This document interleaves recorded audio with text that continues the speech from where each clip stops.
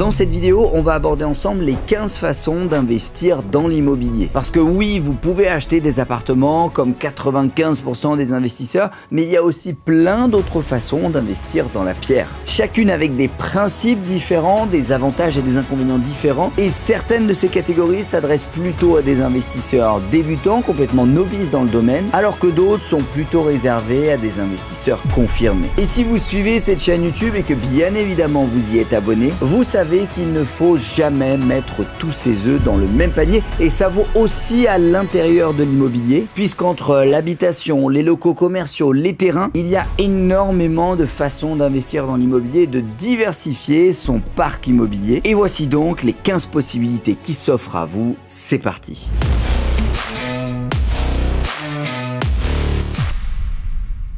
Alors commençons naturellement par la première famille la plus connue d'investissement immobilier qu'on appelle le résidentiel. L'idée est assez simple, donner un toit et 4 murs à des personnes afin qu'ils puissent se loger, dormir, vivre tous les jours. Et sans plus attendre, commençons par la première catégorie de biens immobiliers qu'on appelle les appartements. Un appartement peut se présenter sous différentes formes, le studio constitué d'une seule pièce, le T1, le T2, le T3, le T4. Il y a donc plein de manières d'investir dans les appartements, mais l'élément central que vous devez retenir, c'est qu'il s'agira dans tous les cas d'un lot faisant partie d'un ensemble qui sera en général une copropriété s'il y a différents propriétaires ou une monopropriété si vous avez acheté tout l'immeuble. Par définition, un appartement est donc un lot au milieu d'un ensemble qui ont des usages et des équipements collectifs communs. On pense notamment aux parties communes, à un ascenseur, des garages ou tout simplement une porte-entrée à code principale qui sera utilisée par l'ensemble des personnes vivant à l'intérieur de cette fameuse résidence. Vous pouvez investir dans cette première catégorie d'actifs avec deux objectifs différents. Le premier étant le plus classique d'aller chercher du rendement et un maximum de cash flow en louant l'appartement que vous avez acheté. Le deuxième étant une plus-value en achetant un appartement, en le transformant, en le découpant, en le rénovant et en le revendant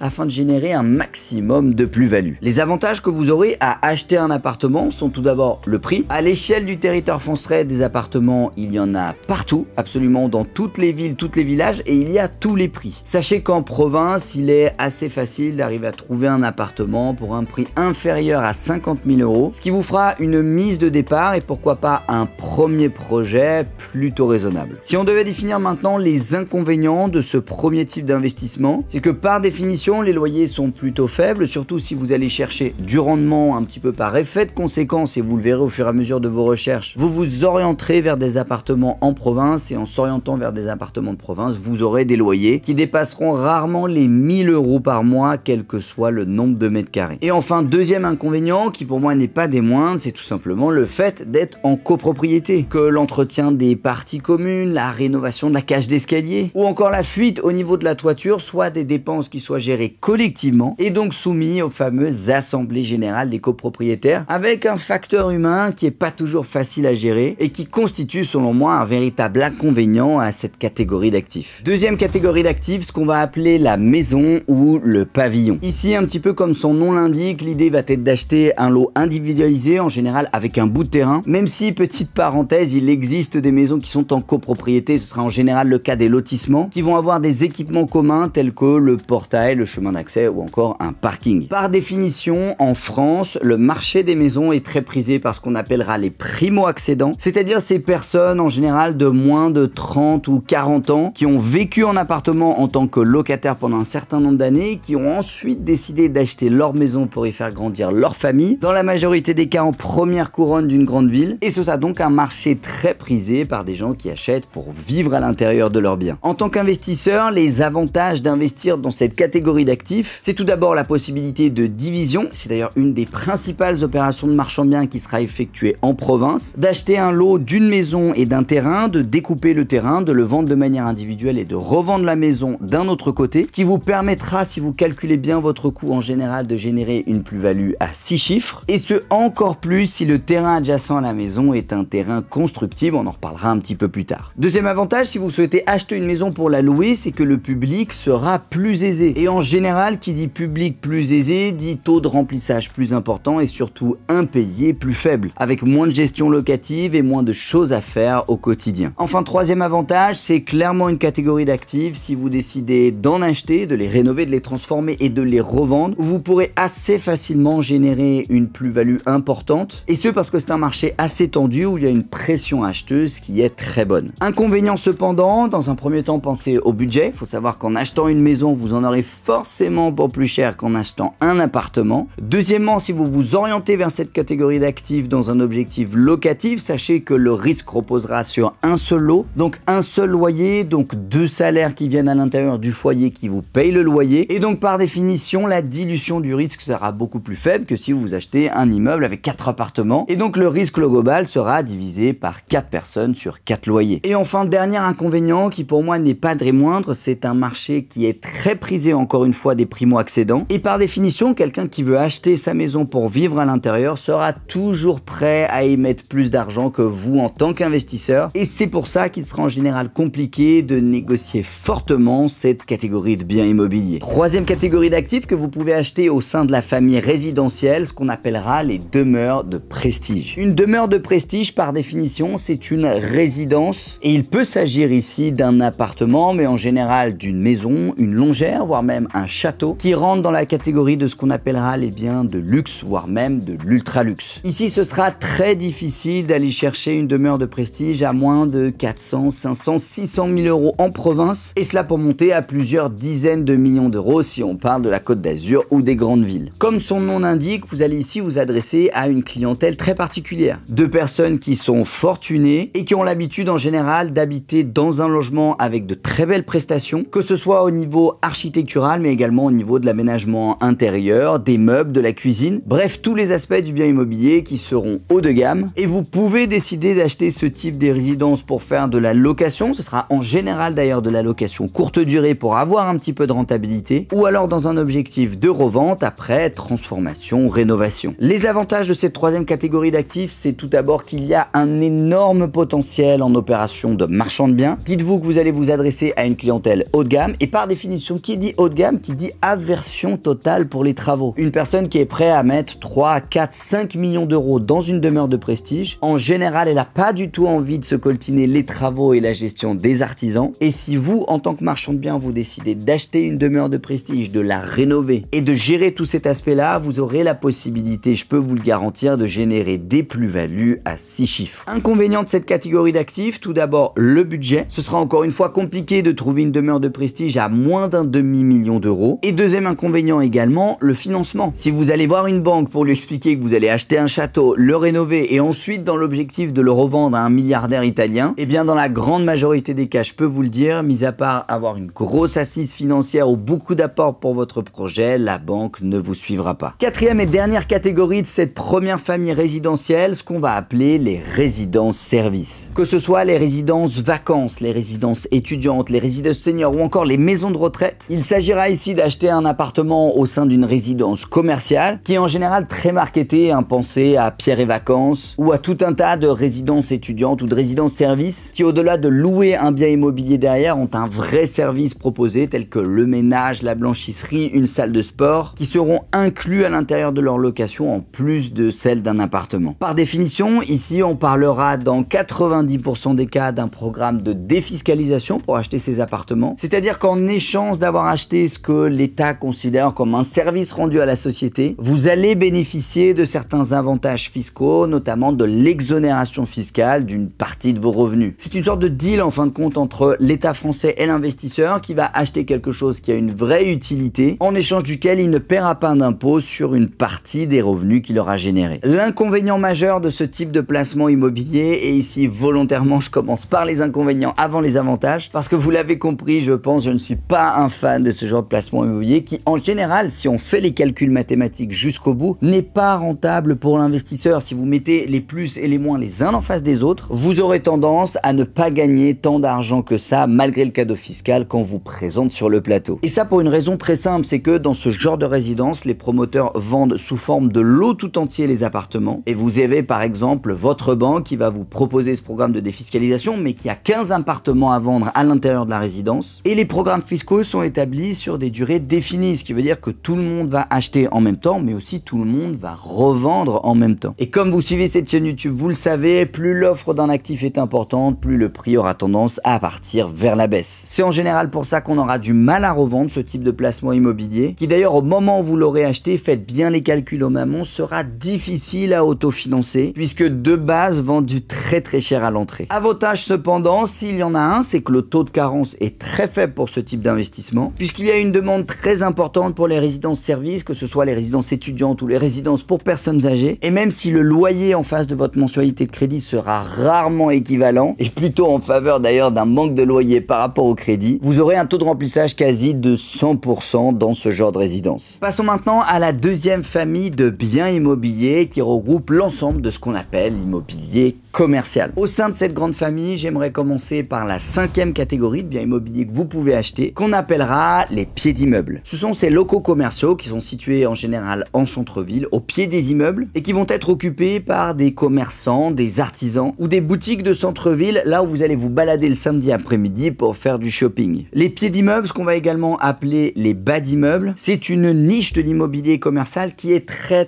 prisée des marchands de biens, notamment dans une opération d'achat-revente où l'investisseur va acheter l'immeuble en entier, va rénover les appartements dans les étages, les vendre par la suite à la découpe pour se débarrasser de l'habitation et des éventuels problèmes qui y sont reliés, le chauffe-eau qui lâche, la gestion des locataires, et ne conserver que le pied d'immeuble en local commercial à la location, puisque ici, petite parenthèse, quand on parle de local commercial, on parle d'un local où l'ensemble des charges et même la taxe foncière seront à la charge du locataire. C'est donc un énorme avantage très prisé de certains investisseurs qui, pour minimiser les problèmes de gestion et en même temps réduire les charges sur leur investissement immobilier, vont s'orienter vers l'investissement dans l'immobilier commercial, qui plus est, s'il est bien choisi et si le pied d'immeuble est bien passé, aura une location quasiment permanente. Sachez aussi que quand on parle d'immobilier commercial, on parle donc de bail commercial, qui est un bail en 3 ans, 6 ans, 9 ans, ce qui veut dire que si vous louez un local commercial, votre locataire est engagé à y rester pendant une durée de 3 ans, ce qui minimise encore une fois la carence locative éventuelle que vous pourriez avoir avec un appartement. Les avantages de cette catégorie d'actifs, c'est qu'il s'agit en général vraiment d'un bien très rentable et d'une opération au sens un petit peu plus large très rentable, surtout si vous employez la méthode que je viens de vous décrire, qui consistera à acheter un immeuble en entier, à vendre les appartements à la découpe et à ne garder que le pied d'immeuble. Les autres avantages sont les attraits de l'immobilier commercial, notamment le bail en 3 ans ferme, l'absence de charges pour le propriétaire et la carence locative très faible si vous avez bien sélectionné votre bien immobilier. L'inconvénient majeur en revanche de cette catégorie d'actifs, c'est qu'en général ce sera difficile d'acheter une cellule commerciale isolée en pied d'immeuble et vous aurez tendance, vous le verrez avec l'expérience, à passer par l'achat de l'immeuble complet puis de vente en la découpe, ce qui par définition est techniquement compliqué. Il faudra faire passer un géomètre, mettre en place un règlement de copropriété avec un EDD, un DTG, diagnostic technique global, bref tout un tas de termes urbanistiques et techniques dont vous aurez la responsabilité en tant qu'investisseur si vous décidez de vous orienter vers ce genre d'opération et qui clairement ne s'adresse pas à un investisseur débutant. Deuxième inconvénient de cette catégorie d'actifs, dites-vous que vous avez un concurrent de taille en achetant ces cellules commerciales qui sont les artisans et les commerçants eux-mêmes, qui par définition, encore une fois, comme pour le pavillon, la maison individuelle, ont tendance à pouvoir mettre plus cher dans ce genre de biens immobiliers, tout simplement parce qu'ils vont en avoir l'exploitation a posteriori. Et ce genre de concurrent en tant qu'investisseur est difficile à contrecarrer, puisque stratégie de négociation s'il y a sera difficile à tenir jusqu'au bout. 6e catégorie d'actifs immobiliers, les cellules commerciales en zone d'activité. Ici, on parle de cellules commerciales situées dans un centre commercial, tel que Géant Casino, Carrefour, Intermarché, mais aussi de grandes cellules commerciales situées dans des zones commerciales et industrielles, en général avec comme locataires des grosses enseignes telles que Boulanger, Bricoman, Castorama, etc. Ici, vous avez non seulement l'attrait d'immobilier commercial, comme on l'a déjà vu avec peu de charges, et un bail en 3-6-9, mais en plus, ici, votre locataire sera une enseigne qui a un budget énorme, plusieurs dizaines de milliers d'euros par mois pour obtenir le meilleur emplacement. Et c'est d'ailleurs pour ça que c'est une catégorie d'actifs très prisée par les SCPI et les investisseurs immobiliers professionnels qui ont déjà une bonne assise financière, beaucoup de budget et qui seraient ravis d'avoir comme locataire des enseignes telles qu'une grande salle de sport, un magasin d'électroménager qui a au final très peu de chances de faire faillite et de faire défaut en tout cas sur son loyer. Pour accéder à ce type de bien immobilier, il faudra en général passer par des agences spécialisées telles que Arthur Lloyd ou encore Kunchman et Wakefield qui sont spécialisés dans l'immobilier commercial et tertiaire et qui se bataillent en général à vendre dans ce marché-là. Avantage énorme de ce type de placement placement immobilier, vous aurez des locataires qui ne feront quasiment jamais faillite sur leur loyer. Et comme tout l'immobilier commercial, vous aurez très peu de charges en tant que propriétaire. Inconvénient cependant, on parle ici de biens qui vont se vendre à plusieurs centaines, voire plusieurs millions d'euros par pièce. Acheter une cellule commerciale à l'intérieur d'un centre commercial Carrefour,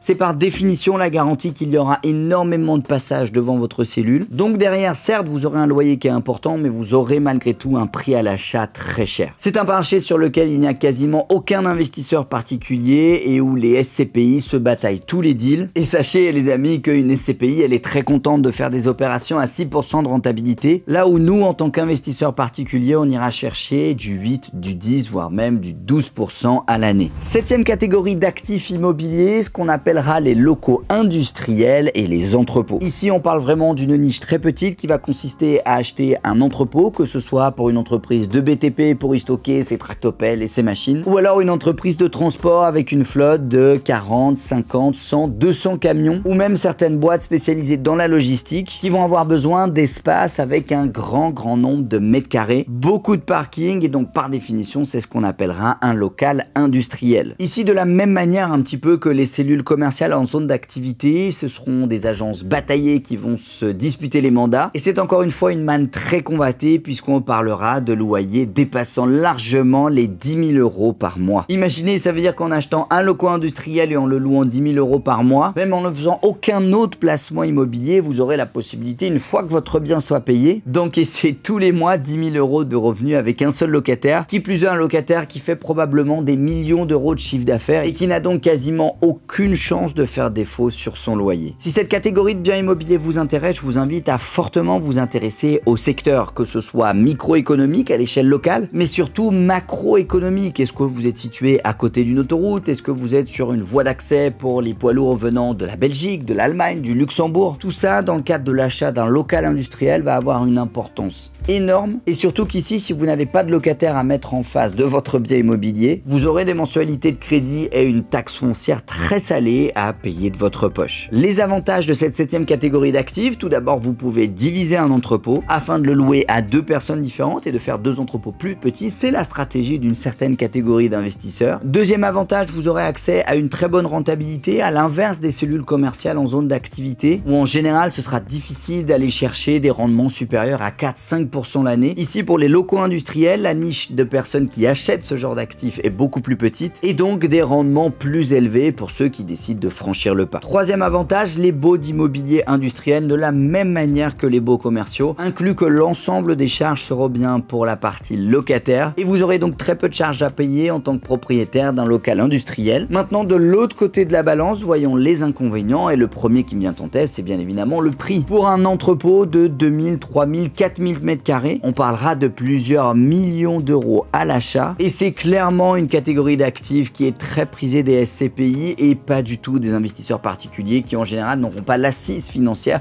pour financer ce genre d'opération. Deuxième inconvénient également, comme on l'a déjà abordé, si vous n'avez pas de locataire à mettre en place de vos locaux industriels, que ce soit l'entretien, la mensualité de crédit mais aussi la taxe foncière. Et je vous rappelle ici que la taxe foncière, elle est principalement calculée sur l'emprise au sol de votre bien immobilier et pour un local industriel, on parlera en général de plusieurs milliers de mètres carrés. Je peux vous garantir qu'elle sera donc très salée et c'est un des énormes inconvénients de cette catégorie d'actifs. Passons maintenant à la troisième famille d'actifs immobiliers que vous pouvez également acheter qui regroupe l'ensemble de ce qu'on appelle l'immobilier professionnel. Ici, commençons tout de suite par la première catégorie d'actifs que vous pouvez acheter, qu'on va appeler les espaces partagés, en anglais le coworking. L'idée va être d'acheter un bien immobilier que vous allez louer à différentes personnes, que ce soit à la journée, à la soirée, à la semaine ou même au mois. Et à l'intérieur du même espace, vous aurez plusieurs professionnels qui vont évoluer et travailler. Le concept étant de créer un espace qui soit marketé correctement avec une jolie décoration, une accessibilité au top et des espaces de travail différents, canapés, tables, salles de réunion pour une clientèle qui n'a pas besoin de bureau quotidien mais qui ponctuellement souhaite venir travailler dans ce qu'on appelle un espace de coworking. C'est une catégorie d'actifs qui est très prisée des investisseurs, notamment dans les grandes villes, là où le prix du bureau sera très cher et où certaines entreprises décideront de s'orienter vers ce type de solution, plus économique et surtout qui n'inclut pas de charges fixes tous les mois. Les avantages de cette huitième catégorie d'actifs, ce sera tout d'abord la rentabilité qui est en général plutôt sexy si jamais vous avez une bonne fréquentation de votre espace de coworking, puisque les accès sont pas donnés et vous avez un potentiel de locataire qui est plus important que si vous aviez pris la décision de louer le bureau en entier à une seule entité. Deuxième avantage, la demande est importante, surtout dans les grandes villes où de nombreuses entreprises font le choix aujourd'hui de libérer leur bureau professionnel et de prendre des abonnements d'accès dans des espaces de coworking pour leurs salariés afin qu'ils puissent avoir le choix entre le télétravail et également un bureau en dehors de leur domicile. Les inconvénients de cette catégorie d'actifs, ce sera tout simplement qu'il y a une gestion importante à effectuer. Ce sera à vous de gérer la décoration qui doit être renouvelée de temps en temps, la femme de ménage qui doit passer le matin et le soir, l'électricité, les normes incendies, la révision de l'alarme, le système de badgeage informatique. Tout ça seront des éléments à votre charge en tant que propriétaire, non seulement d'un point de vue financier, mais aussi en termes de temps que vous allez passer à gérer tout ça. Neuvième catégorie d'actifs immobiliers, tout simplement les bureaux. Alors ici, je vais pas m'éterniser là-dessus, j'ai fait une vidéo complète sur le sujet qui se trouve juste ici, où j'explique pourquoi c'est une catégorie d'actifs qui n'est pas du tout en vogue en ce moment, et vous verrez à l'intérieur de cette vidéo qu'il y a énormément de professionnels, notamment sur le marché américain, d'entreprises qui ont tout à fait compris la puissance du télétravail en termes de minimisation des coûts et des charges tous les mois, et qui décident donc de se libérer de leur bureau professionnel, et on se retrouve avec des espaces professionnels qui sont complètement à l'abandon, plus aucun locataire en face, et qui sont parfois même cédés par le propriétaire à l'euro symbolique, tellement le marché est tendu dans cette catégorie d'actifs. Le gros créneau pour ce qui est des bureaux aujourd'hui, ce sont les personnes qui vont acheter des bureaux à prix cassé, qui vont les transformer en habitation, puisque en revanche sur le marché de l'habitation, il y a une pression, une demande locative et même d'achat qui est elle très importante. Il faut savoir quand même qu'en France, on manque de près de 2 millions de logements pour pouvoir loger correctement toute la population. En sachant qu'en ce moment, en termes de construction de maisons individuelles, par exemple, on en sort seulement 40 000 par an. Et donc pour aller à 2 millions, il y a, on va dire, un petit peu de marge. Les avantages de cette catégorie d'actifs, même si vous l'avez compris, ce n'est pas du tout une stratégie à prendre en ce moment, ce sera que vous pourrez acheter des bureaux à bas prix, et c'est donc pourquoi pas une opportunité si vous avez vous-même votre propre entreprise et que vous êtes prête à la loger à l'intérieur de vos bureaux. En revanche, inconvénient énorme, le taux de remplissage est très faible et il va probablement être de plus en plus faible dans les années à venir. Et en tant qu'investisseur bon père de famille avec une vision long terme, c'est vraiment quelque chose à prendre en compte. Dixième catégorie d'actifs, encore une fois au sein de l'immobilier professionnel, ce qu'on va appeler les salles de formation ou salles de réunion. Le concept est assez simple, vous allez acheter un lot dans le but de le louer à des organisations qui peuvent être des entreprises, des associations, des écoles, des institutions publiques qui vont louer à la soirée, à la journée, à la semaine ou au mois une salle de formation dont le but d'effectuer un séminaire ou tout simplement une réunion. C'est un marché qui était très à la mode à l'époque, notamment dans les grandes villes avec certaines catégories d'investisseurs qui se spécialisaient dans ce genre de domaine. Et il faut savoir ici que l'intérêt principal sera le faible coût de mise en place d'une salle de formation. Vous n'avez pas de cuisine, vous n'avez pas de salle de bain, vous avez très peu de cloisons à construire et mis à part des chaises, des tables, un vidéoprojecteur et quelques éléments informatiques, ce sera en général un plateau très facile à constituer sur le plan des travaux. Les deux avantages principaux sont donc le faible coût d'une part et la forte demande d'autre part, notamment dans les grandes villes, dans certains quartiers qui sont clairement sous-dotés en grandes salles de réunion pouvant accueillir 20, 30 ou même 40 personnes simultanément. Inconvénient majeur de cette catégorie d'actifs cependant, sachez que vous aurez en général un concurrent de taille qui sont l'État et les collectivités publiques, puisque dans énormément de villes aujourd'hui, vous aurez un espace entreprise ou un espace associatif qui est possédé par la mairie ou la communauté de communes, qui mettra en général à disposition gratuitement pour ses habitants des salles de réunion et salles de formation faisant le même travail que votre catégorie d'investissement. Vous l'avez compris, si jamais vous avez un concurrent qui loue des salles gratuitement et que vous avez la même 500 mètres plus loin à 100 € la journée, eh bien je vais vous dire d'avance, vous ne louerez pas votre salle de formation un seul jour dans le mois. C'est pour ça qu'avant de vous lancer dans l'achat de cette catégorie d'actifs, faites bien votre étude de marché scrupuleusement, renseignez-vous clairement sur le secteur et soyez sûr que vous n'avez pas ce concurrent en face de vous. Passons maintenant à la quatrième famille d'investissement immobilier, qui est une famille très convoitée par une partie des investisseurs débutants, parce que comme vous allez le voir, cette famille d'actifs dit petit montant, je parle bien sûr du stockage et du stationnement. Avec ici la 11e catégorie d'actifs que vous pouvez acheter si vous souhaitez investir dans la pierre, qui vont regrouper l'ensemble de ce qu'on appelle les parkings. Que ce soit du parking voiture, du parking moto ou même de l'aire de stationnement pour camping-car, il existe toute cette catégorie d'actifs dont l'idée va être d'acheter des lots de parking pour par la suite les louer à des particuliers ou même des entreprises qui n'ont pas de stationnement stationnement, comme vous vous en doutez, ça s'adresse plutôt à un public de centre-ville. Et il y a vraiment un créneau à prendre sur ce marché-là, surtout dans les villes avec un nombre d'habitants important. Les avantages principaux de cette catégorie de placement immobilier, ce sera tout d'abord le coût plutôt faible. Dans une ville de province, une place de parking comptait entre 5 000 et 10 000 euros. Et dans les grandes villes, ça peut aller beaucoup plus, jusqu'à 15 000, 20 000, 25 000 euros si elle est bien placée. Et si elle est bien placée dans une grande ville, vous n'aurez aucune difficulté à la louer de manière rentable. Parce que oui, les places de stationnement, ça vous permettra d'aller chercher des rendements à 12, à 14, à 16% de rentabilité à l'année, puisque la demande est très forte, surtout à l'heure où on parle d'augmenter encore plus les places de parking public et où on invite les gens à se déplacer à vélo ou en tramway. Mais dans tout ça, il faut quand même qu'ils stockent leur véhicule quelque part. Inconvénient cependant, sur un investissement de 20 000 euros, l'enrichissement patrimonial que vous allez effectuer sera plutôt faible. Et même si vous avez une très bonne rentabilité, vous allez malgré tout effectuer une ligne de crédit et donc un dossier bancaire et une ligne d'endettement pour un placement de 20 000 euros. Et si vous avez la possibilité d'aller tout de suite sur de l'appartement à 50, 100 000 euros, je vous conseille de toujours acheter le bien le plus gros possible que vous avez la possibilité de faire et surtout que vous avez la possibilité de financer. 12e catégorie d'actifs, toujours au sein de la même famille, les box et les garages. Ici, c'est exactement le même principe que pour le parking, sauf qu'on va bien sûr parler d'un parking protégé, couvert, avec 4 murs, un toit et une porte de garage dans la majorité des cas. Et il y a encore une fois certains investisseurs qui se sont spécialisés dans cette catégorie d'actifs en achetant des box de garage à l'intérieur de certaines résidences, dans des parkings souterrains, dans le but par la suite de les louer à d'autres prospects en générant un maximum de cash flow tous les mois. Les avantages et les inconvénients sont quasiment les mêmes que pour un parking. Je vais pas m'éterniser là-dessus, mais sachez qu'il y a des stratégies bien particulières pour acheter des parkings. On aura peut-être l'occasion d'en parler dans une autre vidéo. Passons maintenant à la 5e et dernière famille de placements immobiliers qui va regrouper l'ensemble de ce qu'on appelle le foncier. Et commençons sans plus attendre avec la 13e catégorie d'actifs immobiliers qui regroupe l'ensemble de ce qu'on appelle les terrains agricoles. Une terre agricole, c'est par définition un terrain, un hectare de terrain qui va être exploité par un paysan qui va y cultiver du blé, du colza, de l'orge ou même encore de la vigne, puisque un hectare de vigne c'est bien considéré comme un hectare de terrain agricole. Et c'est une catégorie d'actifs de plus en plus prisée par les gros portefeuilles à l'échelle internationale, à tel point que des gros fonds institutionnels tels que Amundi ou encore BlackRock commencent à acheter des terrains agricoles un petit peu partout en France. Et ça dans une perspective en fait d'évolution future de la demande, puisqu'on a de plus en plus de personnes à nourrir sur la planète et que le prix de ces matières premières va augmenter de plus en plus. Par définition, les terrains sur lesquels sont produits ces matières premières, par effet de conséquence, va avoir tendance à augmenter de plus en plus. En achetant un hectare de terrain agricole, vous aurez la possibilité facilement de le louer à un agriculteur via ce qu'on appelle un bail agricole, qui est un bail établi sur une durée de 9 ans ferme, qui garantit notamment à l'agriculteur que s'il travaille sa terre pendant des heures et des heures chaque jour de l'année, c'est pas pour qu'au bout de 3 ans vous lui disiez désolé je récupère le terrain pour y construire des pavillons. Et j'en viens là à l'énorme opportunité d'acheter des terrains agricoles aujourd'hui en bordure des villes, et c'est vers ça que la plupart des investisseurs s'orientent sur un objectif transgénérationnel de placement immobilier. C'est le jour où vous arrivez enfin à faire passer votre terrain d'une terre agricole à une terre urbaine constructible. À ce moment-là, on parle pas d'une marge de 20, 30 ou 40%, mais on parle d'un x10 sur votre placement, puisqu'entre la valeur d'un hectare agricole situé au même endroit qu'un hectare de terrain viabilisé, c'est-à-dire un terrain prêt à construire pour du pavillon, on passe d'un multiple de 1 à 10. Et ça en fait par conséquence un placement très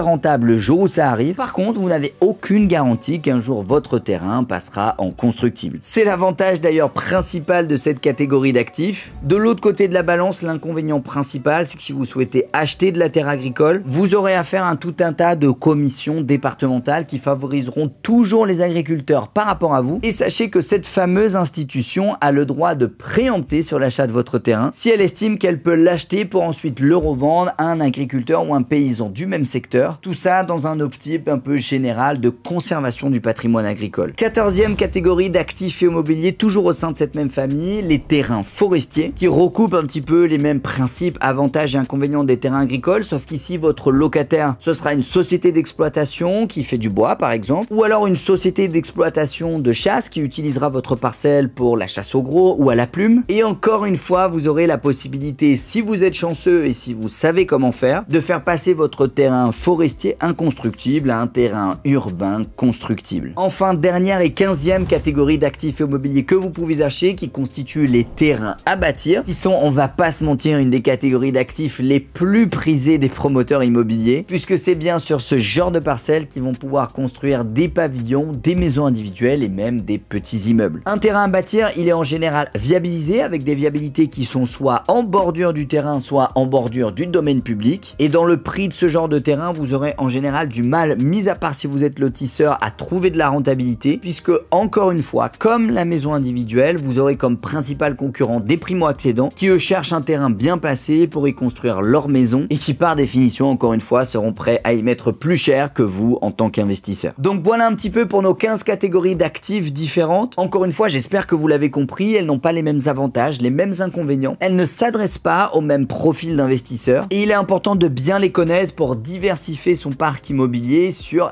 différents marchés. D'ailleurs, n'hésitez pas à me noter les amis dans les commentaires s'il y a une catégorie ou deux catégories d'actifs immobiliers qui vous intéressent particulièrement et sur laquelle vous aimeriez que je fasse une vidéo dédiée sur toutes les étapes de A à Z pour acheter ce genre d'actifs et sur les spécificités un petit peu plus approfondies de cette catégorie. Sur ce, je vous souhaite plein de bonnes choses dans vos futurs investissements immobiliers. N'hésitez pas à poser vos questions dans les commentaires si vous en avez, j'y répondrai avec plaisir. C'était Tim, ciao!